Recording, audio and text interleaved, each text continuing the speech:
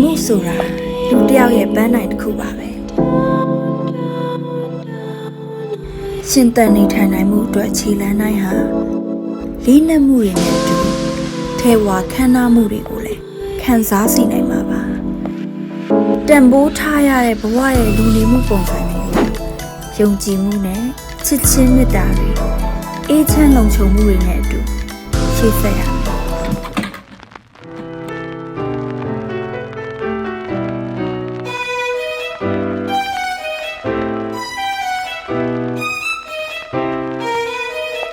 ပိုပြီးတောက်ပတဲ့အနာဂတ်တွေအတွက်လှပတဲ့အတိတ်တွေကိုကြော်ဖြတ်ပြီးဘဝအတွက်ခိုင်မာစိတ်ချရတဲ့အထိမ်းအမှတ်တွေစိုက်ထူရင်ခြေလမ်းတိုင်းအတွက်ရှေ့ဆက်၍အိမ်မောင်ဆိုဖို့စီတို့